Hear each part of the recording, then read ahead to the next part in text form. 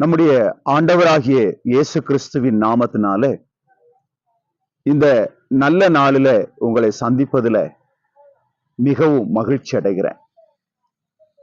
கர்த்தர் கடந்த 3 மாதம் முழுவதும் நாம் ஒவ்வொருவரையும் கண்மணி போல நம்மை ஆண்டவர் பாதுகாத்தார்.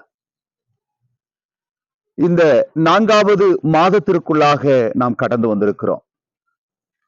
ஆண்டவர் நம்ம வாழ்க்கையில செய்ய போகிற அதிசயமான காரியங்களை நாம் கண்டு மிகவும் மகிழ்ச்சி அடைய போகிறோம். கர்த்தருடைய பிள்ளைகளே, யாக்கோபு எழுதின நிருபம் அதனுடைய 4வது அதிகாரம் 10வது வசனம் இப்படி சொல்லுகிறது: கர்த்தருக்கு முன்பாக தாழ்மைப்படுங்கள், அப்பொழுது அவர் உங்களை உயர்த்துவார். கர்த்தருக்கு முன்பாக தாழ்மைப்படுங்கள், அப்பொழுது உங்களை கர்த்தர் உயர்த்துவார். இதுல 2 காரியத்தை நாம் பார்க்க முடியும். கர்த்தருக்கு முன்பாக தாழ்மைப்படுங்கள். வேதத்தில் சொல்லப்படுகிறது, தன்னைத்தான் தாழ்த்துகிறவன் அவன் உயர்த்தப்படுவான், தன்னைத்தான் உயர்த்துகிறவனோ அவன் தாழ்த்தப்படுவான் என்று சொல்லப்பட்டிருக்கிறது. ஆண்டவருடைய சமூகத்துல தாவீது தன்னுடைய வாழ்க்கையில பல சூழ்நிலைகளில தன்னை தாழ்த்தி அந்த ராஜ மாளிகைகளை உட்காருகிறதற்கு தேவ சமூகத்திலே தன்னை தாழ்த்தினான். தேவனுடைய பிள்ளைகளே, 2வது அங்கே சொல்லுகிறது, அப்பொழுது அவர் உங்களை உயர்த்துவார்.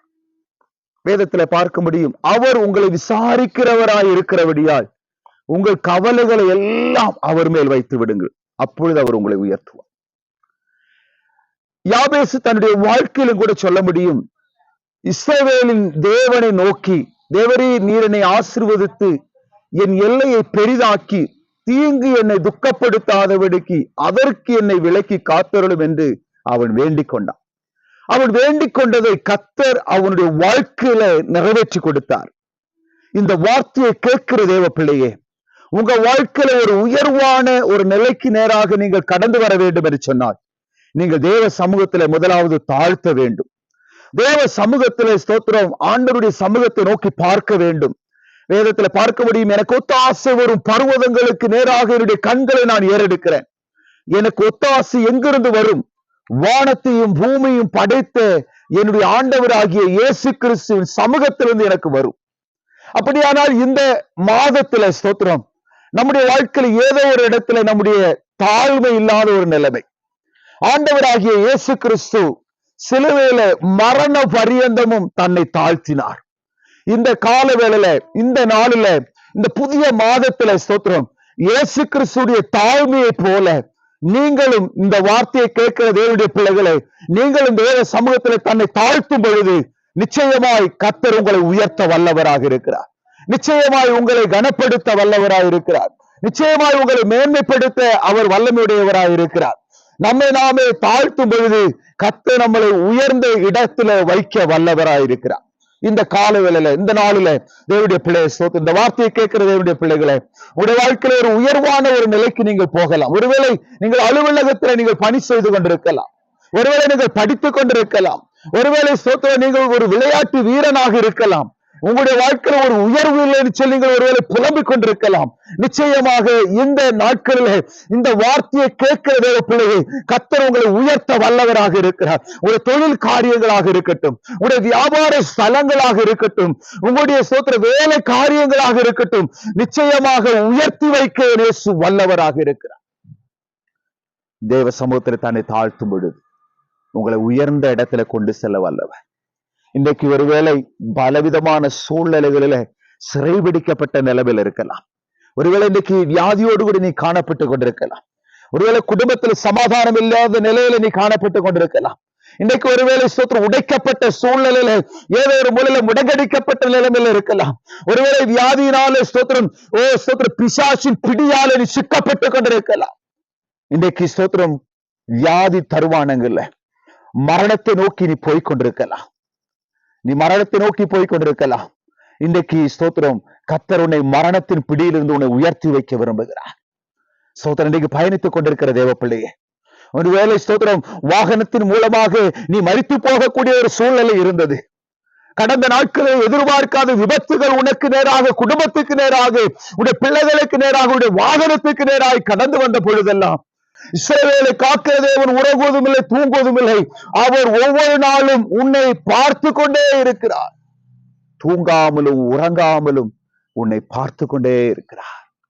நீ தேவ சமூகத்தில் தன்னை தாழ்த்தும் பொழுது ஸ்தோத்திரம், தன்னைத்தான் ஸ்தோத்திரம் தாழ்த்துகிறவர்கள் மட்டுமே அவர்கள் உயர்வான நிலைக்கு வர முடியும்.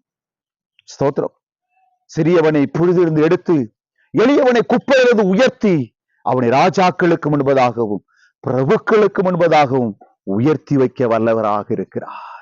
இன்றைக்கு ஆண்டவரோடு உயர்த்த வல்லவர். ஸ்தோத்திரம். தேவ பிள்ளையே, இந்த மனமகிழ்ச்சியான இந்த நல்ல நாள் ஒருவேளை நீங்க தேர்வு எழுதியிருக்கலாம். ஸ்தோத்திரம். இப்பொழுது 10th 11th 12th எல்லாம் இப்பொழுது எக்ஸாம் எழுதி முடித்திருக்கிறீங்க, எழுதி கொண்டிருக்கிறவங்க இருக்கிறீங்க.